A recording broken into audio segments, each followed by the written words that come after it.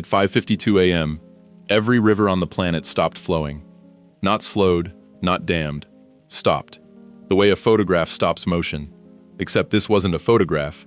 This was the Kessel River outside my window, and I was standing on the footbridge that crossed it when the entire current beneath me turned to solid glass in less than a second. I felt it before I saw it, a vibration through the soles of my shoes, like the bridge itself had taken a breath and held it. Then the sound, not a crash, not a shatter, but a low, resonant hum, like a bell being struck somewhere deep underground.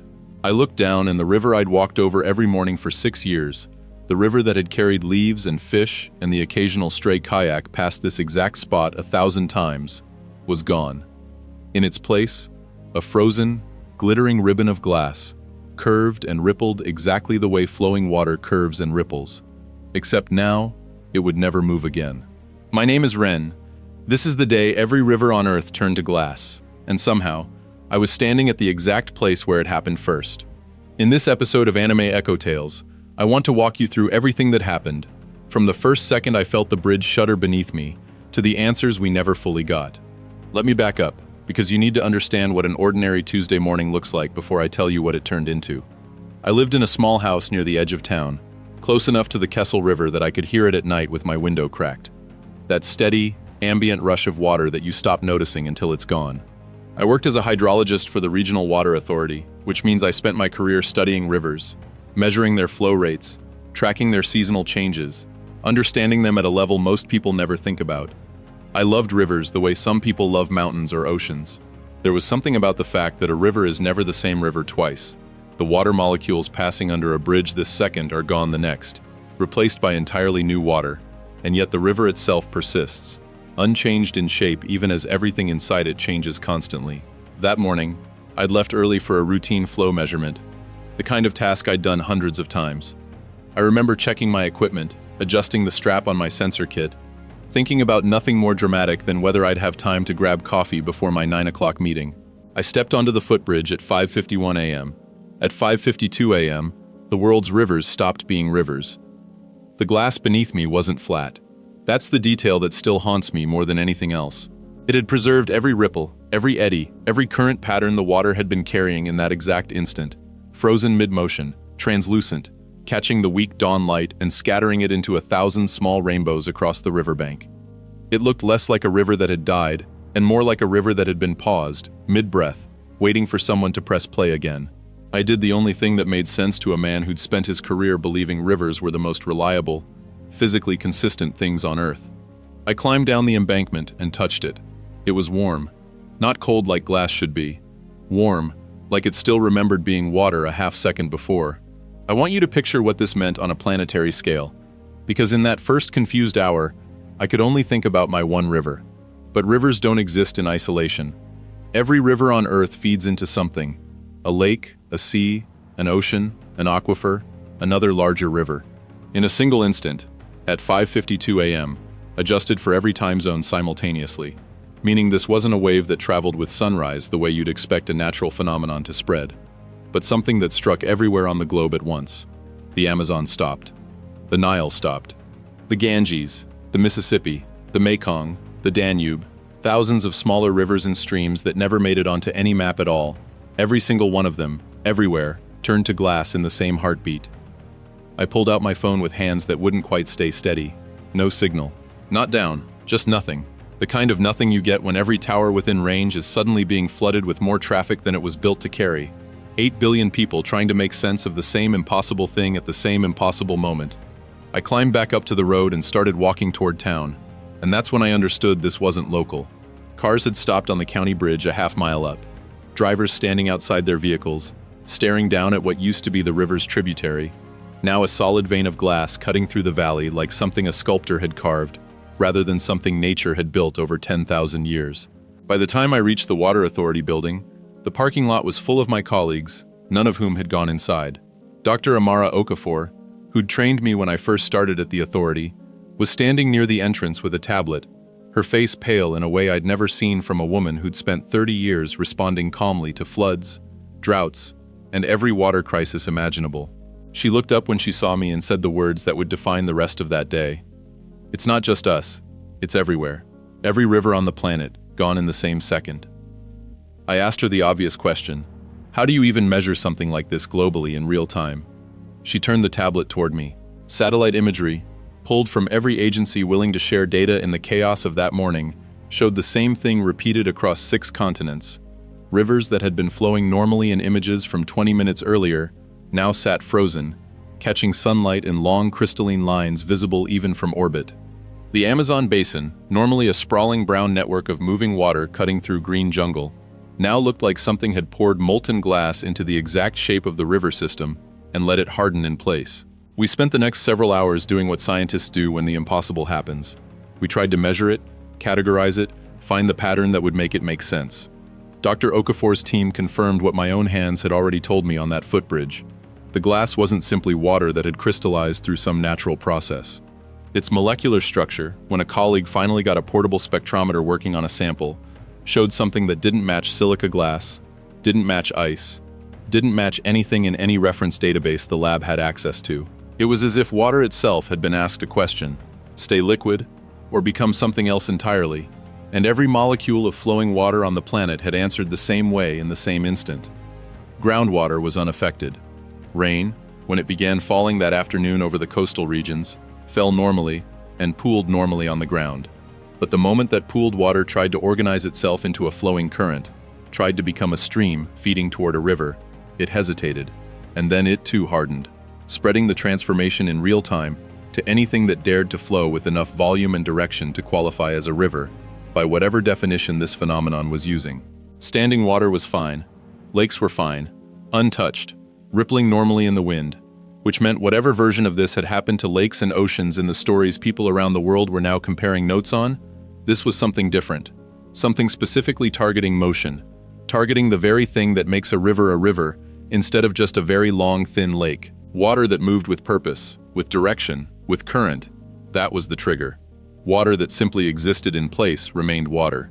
By mid-afternoon, the human cost of the transformation started to reveal itself in ways I hadn't considered in the shock of the first hours. Hydroelectric dams, responsible for nearly a fifth of the world's electricity, went silent almost instantly, their turbines grinding to a halt against water that had stopped being water and become an immovable, unyielding solid wedged against every gate and channel built to guide it. Cities downstream from major dams began losing power and cascading blackouts as grid operators scrambled to redirect load to backup sources that were never designed to carry that kind of demand. Shipping halted entirely on every river-based trade route on the planet. Barges on the Mississippi sat frozen mid-journey, hulls locked into glass up to the waterline, cargo containers stranded exactly where the transformation caught them. Fishing communities that depended on river systems for both food and income watched their entire livelihood turn into something you couldn't even break with a hammer. Dr. Okafor's team tested that within the first few hours, and the glass held against blunt force with a strength that made no physical sense given how thin the original water column had been in shallower stretches. I want to tell you about the moment the scale of this truly hit me, because it wasn't the satellite images or the lab data. It was a phone call. Signal had finally stabilized enough for calls to go through. From my sister, who lived 3 states away near a much larger river system than the Kessel. She was crying, not from grief exactly, but from something closer to awe mixed with terror, the particular kind of emotional overload that comes from watching something that should be impossible happen directly in front of you. She told me she'd been standing at her kitchen window watching her 2 kids play in the backyard when the transformation hit, and she'd looked past them to the river that ran along the property line and watched the entire thing freeze mid-current in real time, close enough that she could see individual waves caught mid-crest like a photograph nobody had taken.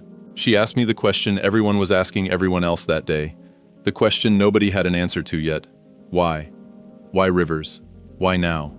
Why all at once, everywhere, with no warning, no buildup, nothing? I didn't have an answer for her.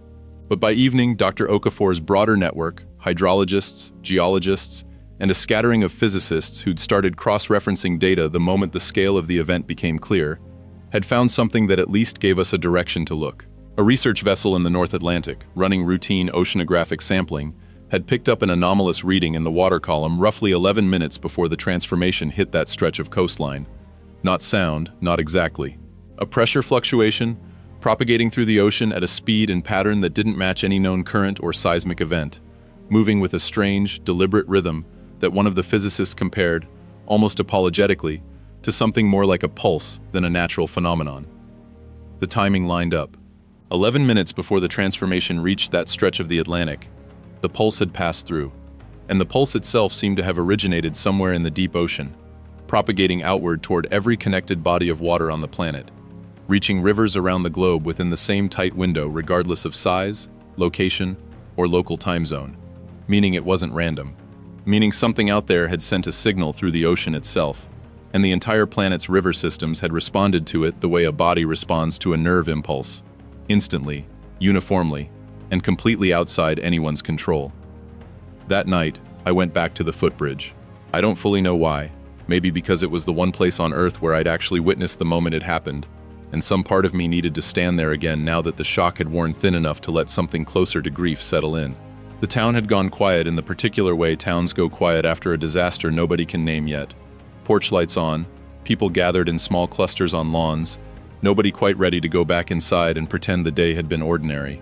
The glass river caught the moonlight the same way it had caught the dawn that morning, scattering it into fractured light across the banks. I crouched down and pressed my palm flat against the surface, still warm, still holding on to whatever residual heat the water had carried in the half-second before it stopped being water at all.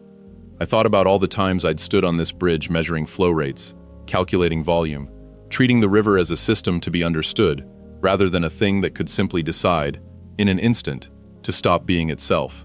Dr. Okafor found me there an hour later. She didn't say anything at first, just sat down on the embankment beside me, with the kind of exhausted stillness that comes after a day spent trying to explain the unexplainable to people who needed answers she didn't have. Eventually, she told me what her team had pieced together in the hours since the pulse was first identified.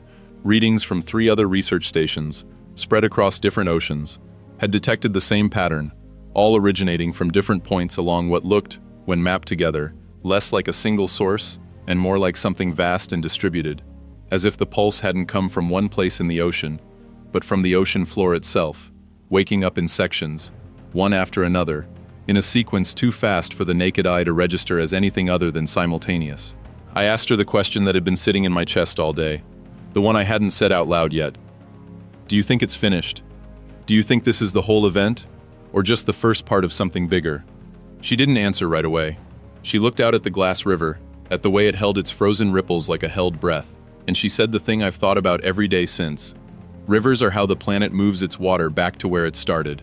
If something out there wanted to get our attention, stopping every river on Earth at the exact same second was possibly the most efficient way imaginable to make 8 billion people look up from whatever they were doing and notice, all at once, that something had changed. We didn't get an answer that night, or the next, or in the weeks that followed. No further pulses were detected. No message arrived, no demand, no explanation. Governments convened emergency sessions. Engineers began the slow, careful work of figuring out how to route water around dead rivers that could no longer carry it, building temporary channels and pump systems to keep drinking water reaching the cities that depended on now solid waterways. Some rivers, the smaller ones, were eventually cleared enough by heavy equipment to let a trickle of new rainfall find alternate paths around the glass, carving fragile new streams alongside the frozen ghosts of the old ones. But the great rivers, the Amazon, the Nile, the Mississippi, remained exactly as they were on that morning, monuments now instead of waterways, visited by scientists and tourists and grieving locals in roughly equal measure. I still work for the Water Authority, though the job means something different now.